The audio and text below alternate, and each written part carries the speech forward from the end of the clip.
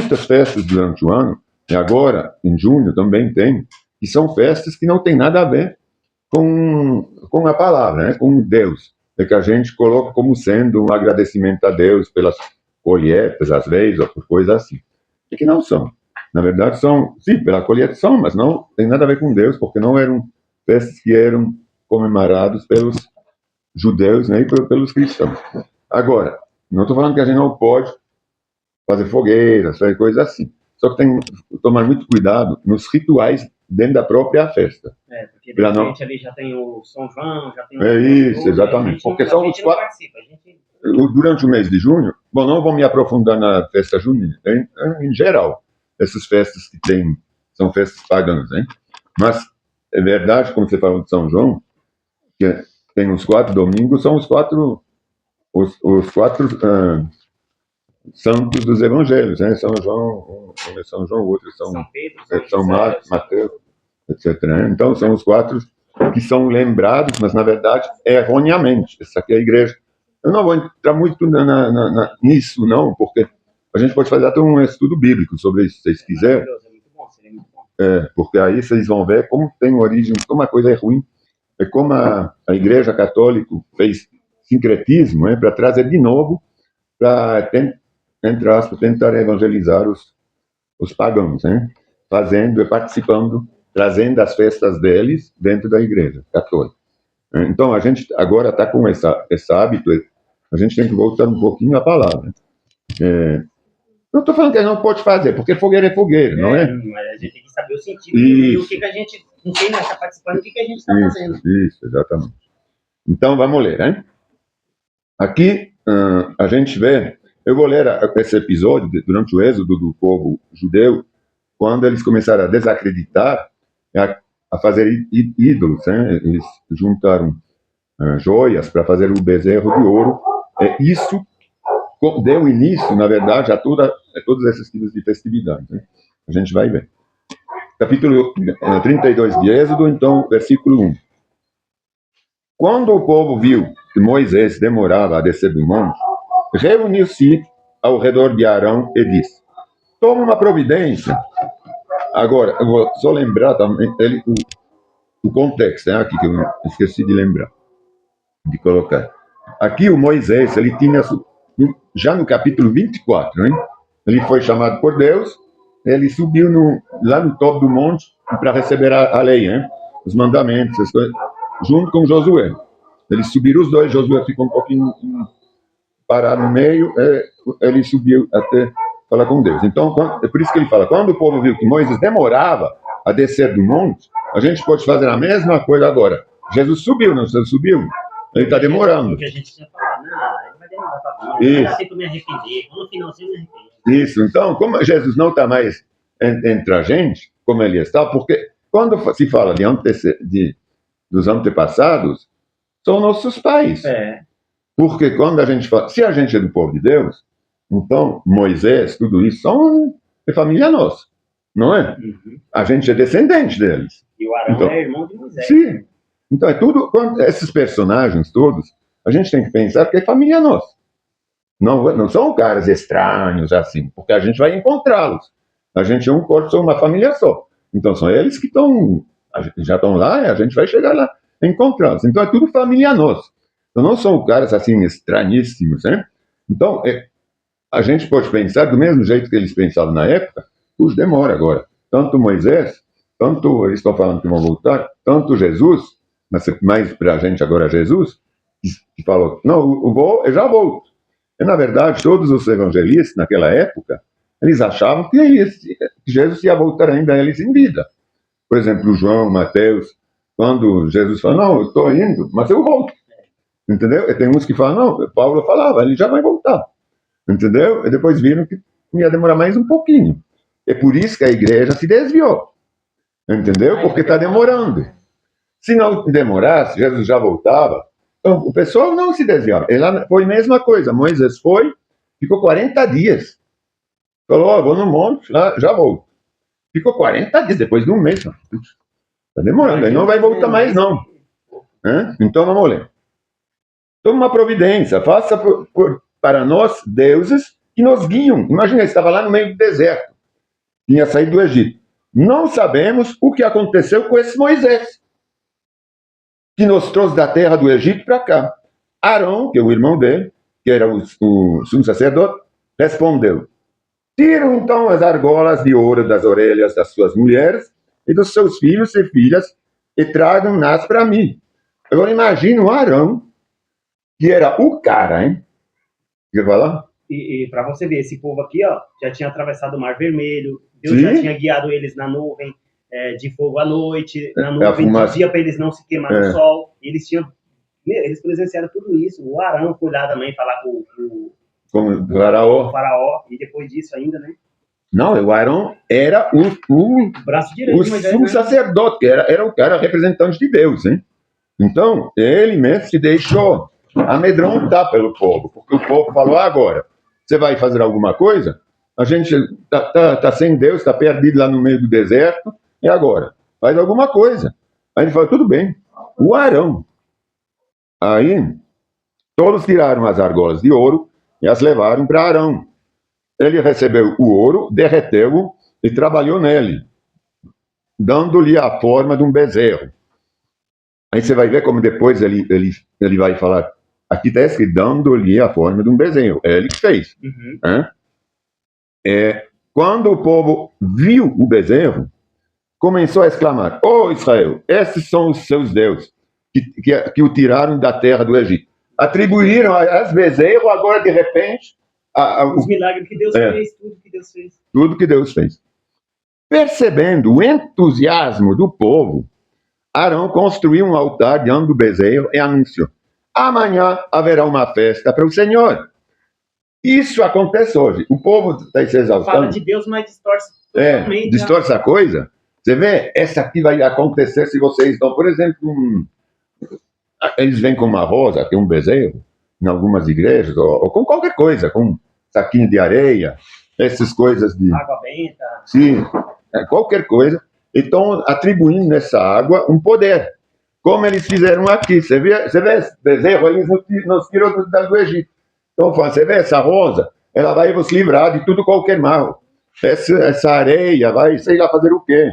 Então, é a mesma coisa, é uma idolatria muito grande. Sim. Entendeu? Aí, o que acontece? Aí, quando você vende um saquinho, você consegue vender um saquinho de areia, ou uma rosa para algum benefício, o povo vai se entusiasmando. Aí, o pastor que vê isso, ele vai também falar: está funcionando bem, o povo está feliz, então fazer mais. Entendeu? E o que acontece agora? Percebendo o entusiasmo do povo, Arão construiu um altar, começou a fazer uma coisa diante do bezerro. E anunciou: amanhã haverá uma festa para o Senhor. Começa as festas de idólatras. Hein? Na manhã seguinte, o povo se levantou cedo para apresentar holocaustos e ofertas de paz. Depois, todos comeram e beberam e se entregaram à farra. Você vê algo que leva a esse tipo de coisa? Leva a farra, leva a se afastar completamente de Deus. Hein? O Senhor disse a Moisés: essa aqui a gente pode agora comparar a festa junina, tudo esses tipos de festas que tem, por aí. O Senhor disse a Moisés: rápido, desde o monte então agora. Imagina, ele passou todos os mandamentos. Vocês podem ver depois, do 24 ao 31, é só uma conversa com Deus. É Deus conversando com Moisés. Certo? Aí de repente o Senhor fala para Moisés que ele não podia saber o que estava acontecendo, né, Moisés? Sim. Rápido, desce do monte. Seu povo, que você tirou da terra do Egito, se corrompeu. Como se desviaram depressa do caminho. O que acontece hoje, como que alguém se converte, às vezes, 1 ano depois, 2 anos depois, já está desviado, não é? Do caminho. Então, nada muda. O ser humano é igual. Pode passar 5 mil, 10 mil anos, até antes de tudo, mas o ser humano não muda. Não muda. Como se desviaram depressa do caminho, que eu lhes havia ordenado, derreteram ouro e fizeram um bezerro. Curvaram-se diante dele e lhe ofereceram sacrifícios. Dizem, ó Israel, estes são os seus deuses que o tiraram da terra do Egito. E hoje não é a mesma coisa, em certas grandes religiões, não atribuem a alguns santos, ou estátuas, a honra que não tem nada a ver, que não são eles que fizeram. Então o Senhor declarou: vi como este povo é teimoso e rebelde. Agora fique do lado, eu lançarei contra eles minha ira ardente e os destruirei. Depois farei de você, Moisés, uma grande nação. Você vê, Deus decretou que ele ia acabar com esse povo. Aí Moisés, ele fala. Moisés, porém, tentou apaziguar o Senhor. Tentou. Tudo bem, a gente vai ver que ele aparentemente se apaziguou. Mas quando a gente conhece toda a história, a gente sabe que nenhum deles entrou na terra prometida, dessa geração. Nenhum. Então, Moisés, porém, tentou, isso aqui está bem colocado, apaziguar o Senhor, seu Deus. Ó Senhor, exclamou ele, por que estás tão irado com teu próprio povo, que tiraste do Egito com tão grande poder e mão forte? Só que agora eles falam que foi o bezerro, eles que tirou do Egito. Por que deixar os egípcios? Disseram. O Deus deles os resgatou, mas com a má intenção de exterminá-los nos montes e apagá-los da face da terra. Deixe de lado a tua ira ardente. Arrepende-te. Fala para Deus se arrepender. Arrepende-te quanto a esta calamidade terrível que ameaças enviar sobre o teu povo. Lembra-te dos teus servos, Abraão, Isaac e Jacó. Aí ele vem com todos os outros. Aliança, né? Ele lembrou a aliança. Isso. Assumiste um compromisso, que é a aliança, com eles, e por meio do juramento, dizendo: tornarei seus descendentes tão numerosos quanto as estrelas do céu. Eu lhes darei toda esta terra que lhes prometi, e eles a possuirão para sempre.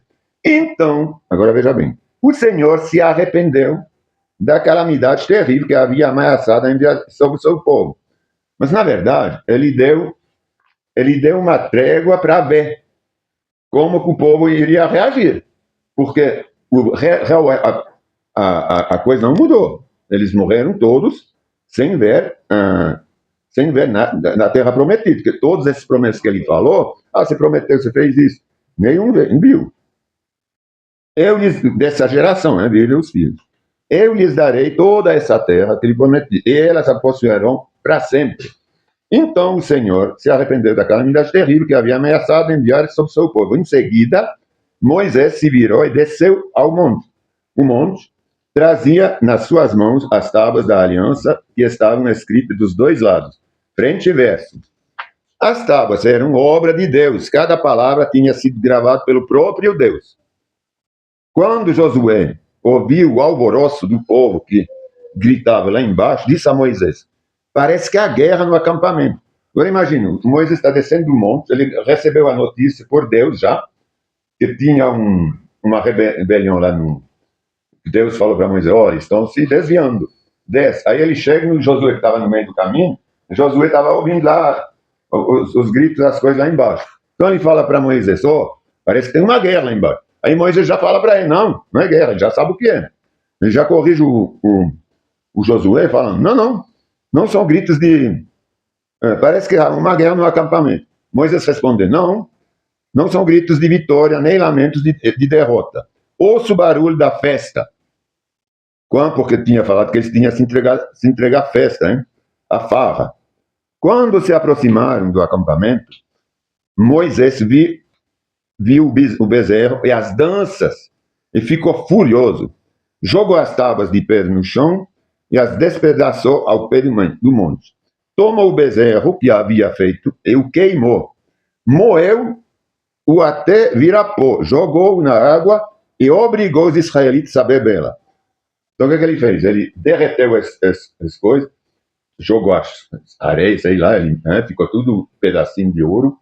Aí ele jogou na água, ele obrigou o povo a beber dessa água. Isso queria dizer o quê? Assim, esse bezerro não tem poder nenhum.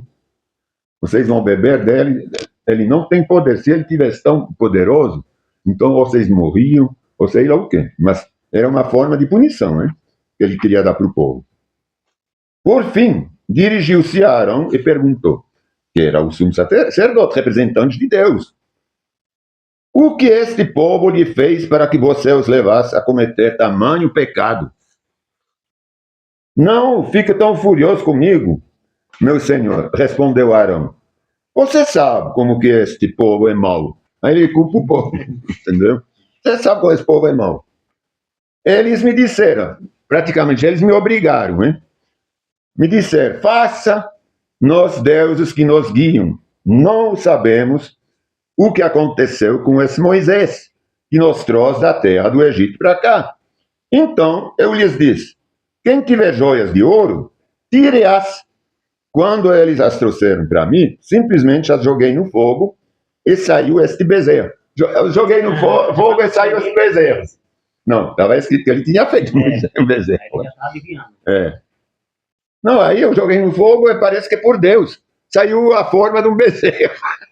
É como quem fala que o Big Bang acontece tudo sozinho, você joga um computador no ar, tudo desmontado, ele cai na terra, tudo funcionando. Entendeu? Aí, então, Moisés viu que o Arão havia permitido que o povo se descontrolasse, se desviasse, na verdade, né? Descontrole, se desviasse completamente, dando motivo de zombaria a seus inimigos. Portanto, colocou-se à entrada do acampamento e gritou: todos que estiveram do lado do Senhor, venham até aqui e juntem-se a mim. E todos os levitas se reuniram ao redor dele. Os levitas, né, que se reuniram. Tinha 12 tribos, mas principalmente os levitas se reuniram. Ou uma parte deles, pelo menos. Não, aqui está escrito todos os levitas. Se reuniram ao redor dele. Moisés lhes disse: assim disse o Senhor, Deus de Israel, cada um de vocês pega a sua espada. Os levitas, naquela época, ainda não tinham sido nomeados assim para cuidar do templo, né? Porque ele estava passando as instruções justamente ainda a Moisés. Cada um pega sua espada e voltam de uma extremidade à outra do acampamento. Você vê que o povo andava sempre armado. Não era porque era o povo de Deus que estava lá, paz e amor. Não é? Tudo bem, era paz e amor, mas nem tanto. Aí, matam todos, até mesmo seus irmãos de sangue, hein? Amigos e vizinhos. Os levitas obedeceram a ordem de Moisés, e cerca de 3.000 pessoas morreram naquele dia. Os que se desviaram e não aceitaram o Senhor novamente. Não quer dizer que todas as outras tribos, mas eles viam quem estava fazendo farra, dançando, e tinha se embriagado, estava lá na farra. Então mataram todos aqueles. Então, Moisés disse aos levitas, hoje, isso foi o início, na verdade, o que desencadeou que os levitas foram depois os escolhidos para cuidar das coisas do Senhor, né? E não precisaram trabalhar, não receberam terra, são a única tribo que não teve terra, né, para cultivo, para trabalhar, porque os outros tinham depois de cuidar deles. Então Moisés disse aos levitas, hoje vocês se consagraram para o serviço do Senhor, pois lhe obedeceram, mesmo quando tiveram de matar seus próprios filhos e irmãos. É duro, né, ler isso? É duro. Eu imagino se a gente não tivesse hoje como eles são nossos irmãos. Tudo isso aqui, as 12 tribos de Israel são nossos irmãos. Tudo bem, eles se desviaram, mas vai ter um remanescente. Eles são nossos irmãos. Naquela época ainda ninguém tinha sido esses que morreram aqui, mas são nossos irmãos. Imagine Deus fez tudo isso com eles fizeram com Deus, e hoje a gente tem a graça do Senhor. Se a gente não tivesse, a gente estaria vivendo ainda essas coisas. Sim. A gente teria tem que ter muito sangue frio, hein? Teria que, às vezes, para mostrar obediência ao Senhor, fazer umas coisas terríveis, hein? Então, é por isso que eu quero trazer isso, porque depois eu vou continuar a ler no Novo Testamento, ele vai retomar tudo isso, Paulo. Então, hoje, quando a gente se entrega à farra, junto com os ímpios, é que a gente sabe que a festa ela é em prol de ídolos, é que é idólatra. Então é complicado, né? É muito complicado. Então, Moisés disse aos levitas: hoje vocês se consagraram para o serviço do Senhor, pois lhe obedeceram mesmo quando tiveram de matar seus próprios filhos e irmãos. Hoje vocês receberam dele uma benção. Essa benção justamente é o fato que eles puderam, que eles seriam então os que cuidaria do templo, das coisas do Senhor, que não precisariam trabalhar. É maravilhoso, né? Quando você pensa, a gente não vai precisar trabalhar a vida toda, nem nossos filhos, nem as gerações que vêm. Porque a gente vai só cuidar das coisas do Senhor, do templo, todos os outros irmãos, as outras tribos vão trazer os dízimos, as ofertas, para a gente poder comer, se vestir, é tudo maravilhoso. Vamos continuar para colocar agora tudo isso no tempo presente, em Coríntios, 1 Coríntios, vou ler alguns versículos lá. Eu comecei por isso para a gente ter o contexto bem claro, hein? 1 Coríntios, capítulo 10, dos versículos 1 a 23.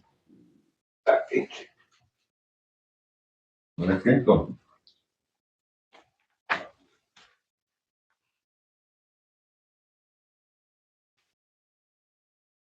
Está esquentando, hein?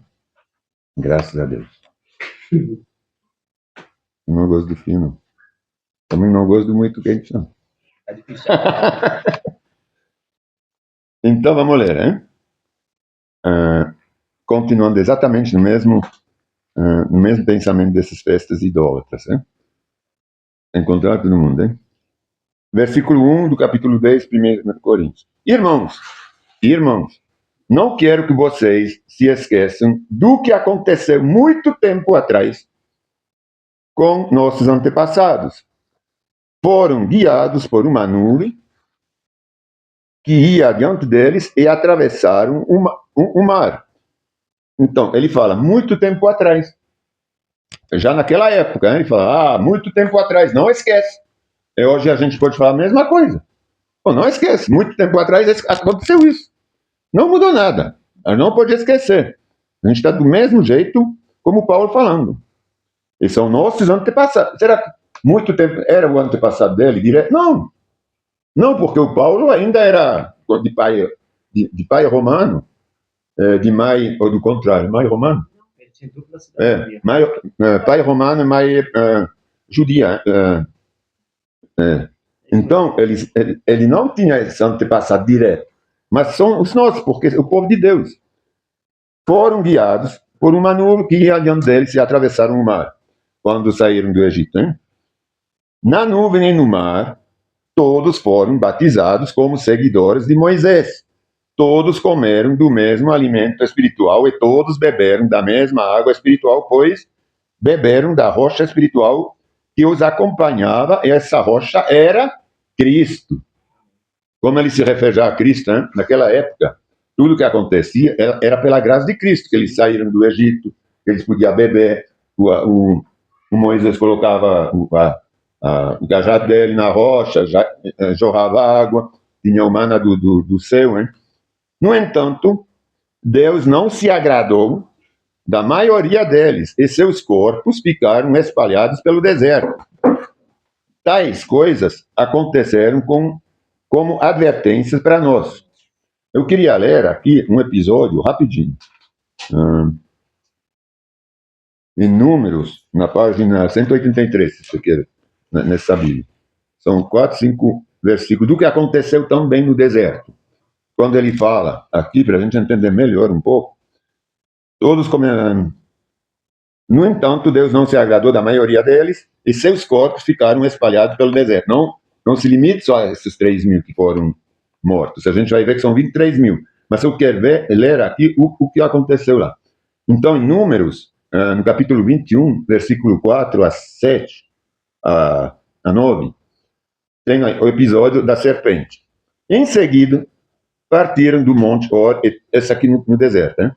E tomaram o caminho para o Mar Vermelho, a fim de contornar a terra de Edom. Mas o povo ficou impaciente de chegar à terra prometida e começou a se queixar contra Deus e contra Moisés. Por que você nos tirou do Egito para morrermos aqui no deserto? Aqui não há o que comer, nem o que beber, e detestamos este maná horrível. Começaram a xingar, hein? Deus, Moisés, o maná. Era justamente, ele fala aqui, Paulo, que era Cristo, né? Era a vida. Então o Senhor enviou serpentes venenosas que morderam o povo, e muitos morreram. O povo clamou a Moisés: pecamos ao falar contra o Senhor e contra você. Ore para que o Senhor tire as serpentes de nosso meio. E Moisés orou pelo povo. O Senhor lhe disse: faça a réplica de uma serpente venenosa e colocar no alto de um poste. Todos que foram mordidos viverão se olharem para ela.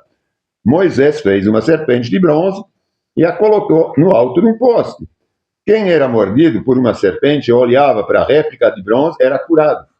Deus pediu isso. Falou, tudo bem, então, agora se arrependeram, mas somente quem vai olhar para a serpente vai ser curado. E isso, infelizmente, hoje tem muita gente que retoma esse tipo de coisa. Isso, naquela época, não era idolatria, era um mandamento de Deus. Mas hoje, se eu faço algum objeto, é que eu atribuo um poder nele de cura, é idolatria, a gente sabe.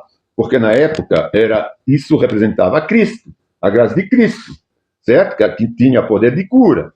Agora, depois Cristo realmente veio. Então, hoje a gente não pode mais fazer réplica de nada, é atribuir poder, porque Cristo é o único. Pronto, é o único Salvador, é Senhor. Então, vamos continuando. Então, nesse episódio, eu vou continuar, já vai ter os números aqui. Tais coisas aconteceram como advertência, o versículo 6 do capítulo 10 de 1 Coríntios. Tais coisas aconteceram como advertência para nós, a fim de que não cobicemos o que é mau, como eles cobiçaram, não adoremos ídolos, como alguns deles adoraram. Segundo as Escrituras, todos comeram e beberam e se entregaram à farra. E é bom que a gente leu tudo isso, porque senão a gente não saberia, por isso que eu quis ler. Então, quem morreu também naquela época foram todos aqueles que se entregaram à farra. E não devemos praticar a imoralidade sexual, como alguns deles praticaram e morreram. 23 mil pessoas num só dia. 23 mil, foram 3 mil naquele episódio, e 23 mil naquele episódio agora que eu acabei de ler. Também não devemos, por Cristo à prova, como alguns deles puseram, e foram mortos por serpentes. E não por... Aqui que a gente vê, que era a representação de Cristo, né? A serpente de bronze. E não se queixam, como alguns deles se queixaram, e foram destruídos pelo anjo da morte. Essas coisas que aconteceram a eles nos servem como exemplo. Foram escritas como advertência para nós que vivemos no fim dos tempos. Somos nós vivemos no fim dos tempos. Sim. Seja 2000 anos atrás, agora, praticamente, quando Paulo estava falando isso, ele estava falando isso depois do sacrifício de Jesus e a ressurreição. É a mesma época da graça, a mesma dispensação que a gente está vivendo hoje, esperando a próxima. Portanto, se vocês pegam... Agora a gente tem que pegar tudo isso no presente. É ele falando para a gente, porque não mudou nada. Portanto, se vocês pensam que estão de pé, cuidam para que não caiam. Então a gente não vai se deixar tentar. As tentações em sua vida não são diferentes daquelas que outros enfrentam. Deus, porém, Deus é fiel e Ele não permitirá tentações maiores que vocês possam suportar. Então, a gente tem as mesmas tentações de todo mundo, a gente vive as mesmas coisas que eles viviam naquela época, mas a gente tem Cristo tanto quanto eles tinham. Então, que a gente não se deixe tentar a participar de farras, porque a farra, a gente bebe, ele fala aqui, muitos se entregaram à bebida, hein? A farra. Então, porque a gente faz uma festinha inocente, mas de repente ela vira farra, a gente bebe, e a gente não vê a espada chegar quando vem os levitas, eles vêm nas nossas costas ou na frente, porque a gente está embriagado, a gente já vai morrendo sem nem saber de onde que veio. Então isso é uma consequência real, hein? Portanto, meus amados, fujam do culto aos ídolos. O que é um culto ao ídolo? São essas farras, essas festas dedicadas aos ídolos, lembrando tudo que eles fizeram, esses pseudo-deuses, para a gente, festejando, agradecendo, não é? Vocês são pessoas sensatas, então julguem por si mesmo se o que eu digo é verdade. Quando abençoamos o cálice à mesa, não participamos do sangue de Cristo, né? Quando a gente, todo dia, quando a gente bebe, come, a gente não abençoa a comida, a bebida. Então, quando a gente faz isso, na verdade, é uma ceia. O fato de a gente abençoar a comida é se lembrar do que Jesus fez para a gente, hein? E quando partimos o pão, não participamos do corpo de Cristo. E, embora sejamos muitos, todos comemos do mesmo pão, mostrando que somos só um corpo. A igreja, hein? A noiva. Pensem no povo de Israel. Acaso os que comiam do sacrifício não partilhavam do mesmo altar? Então, se a gente agora vai comer numa farra, numa festa, que a gente sabe que tem uma conotação, às vezes, de uma outra religião, então é complicado. Então, a gente não pode participar disso. A gente pode até fazer, mas segundo nosso entendimento, e não participar de outros. Então, o que eu estou tentando dizer? Ele estava falando da mesma coisa que eu estou falando agora, que é a palavra. Então, o que eu estou tentando dizer? Que a comida oferecida a ídolos tem alguma importância? Ou que os ídolos são deuses de verdade? De maneira nenhuma. Estou dizendo que esses sacrifícios são oferecidos a demônios e não a Deus. Isso que é terrível. Estou dizendo que esses sacrifícios são oferecidos a demônios e não a Deus. E não quero que vocês tenham parte com demônios. Pronto. Vocês não podem beber do cálice do Senhor, quando a gente abençoa a comida, e também do cálice dos demônios. Não podem participar da mesa do Senhor e também da mesa dos demônios. Acaso nos atreveremos a despertar o ciúme do Senhor? Não, hein? Somos mais fortes que Ele? Também não. Tudo me é permitido, mas tudo nem me convém. A gente tem que saber, eu posso tudo na liberdade do Senhor. Mas agora, se eu vou de propósito, sabendo, aí não me convém. Tudo é permitido, mas nem tudo traz benefícios. Não se preocupem com o seu próprio bem, mas com o bem dos outros. É isso que quer dizer que se eu participo de uma coisa assim, o outro pode ser induzido, que ele sabe que eu faço parte da igreja, do corpo de Cristo, ele pode ser induzido a crer que ele também pode, o fulano fez, ele é um homem de Deus, então se ele faz, eu posso fazer, porque ele sabe o que ele faz. Então a gente vira uma pedra de tropeço pro outro, hein? Então vamos tomar muito cuidado com essas festas agora. Eu estou falando não da festa em si, mas de participar de coisas que a gente sabe que não vai ser para nosso bem, nem para a glória do Senhor. Porque tudo que a gente faz para a glória e honra do Senhor. Então, a partir do momento que começa a beber, sei lá, coisas que tem muitas coisas que praticamente têm algum benefício de simpatia, né, nesses festinhos, às vezes. Umas comidas, umas coisas assim, que a gente sabe que faz parte de alguma simpatia. Então, para quem está interessado, eu vou fazer então um estudo bíblico, né, que vocês manifestaram o desejo disso. Eu me documentei bastante a respeito, especialmente da festa junina. Vai ser bem interessante para a gente aprender aonde tem os limites, o que eu quero, o que eu posso, eu deveria. O que eu posso tudo, como ele está falando. Eu posso tudo. Porque, na verdade, eu posso comer carne sacrificada a ídolos. Não tem um Deus maior que o meu Deus. Então, não é porque ela foi sacrificada a ídolos, que são demônios, que ela vai me fazer mal. Só que se eu sei que foi preciso disso mesmo, de participar, primeiramente por causa disso. E não agora, se eu tenho dinheiro também para comprar carne que não foi sacrificada, porque justamente por ser mão de vaca, eu vou comer essa carne, entendeu? Tudo bem que ela não vai me fazer mal, mas não é bom para o testemunho, nem para meu coração, entendeu? Então, vamos orar. Muito obrigado, Senhor, por nos dar o entendimento nesse momento do ano também, que a gente às vezes tem que escolher de participar ou não de algumas festividade, para não dizer farras, né, como está escrito aqui na palavra, é que a gente não quer participar de farra nenhuma, mas às vezes o simples fato de participar, de assinar com nossa presença, pode dar o falso testemunho, né, para algumas pessoas que isso é lícito. Mas como o Senhor falou na tua palavra, tudo me é permitido, mas tudo me é lícito, né?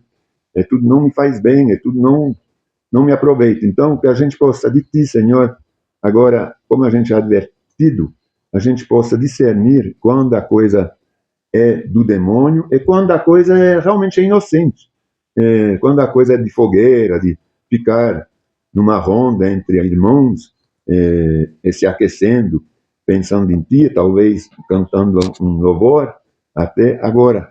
Que a gente possa realmente fazer essa diferença entre quando a gente participa de outras músicas tradicionais que vêm de longe, que tem outra conotação, né, nas palavras, não na melodia, mas realmente nas palavras.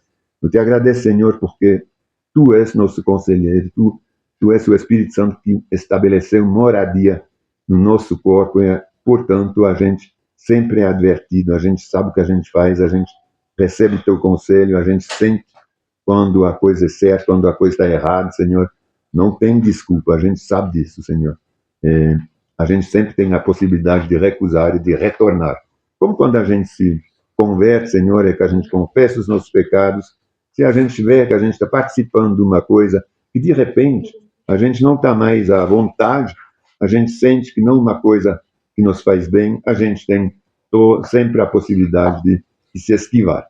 Então, te agradeço, Senhor, por todos os meus irmãos. Eu te peço agora uma unção especial sobre eles, sobre esse dia, sobre toda essa semana, sobre esse mês, Senhor, é que a gente possa sempre ver o teu reino e fitar nossos olhos no teu reino em primeiro lugar, porque é isso que é importante.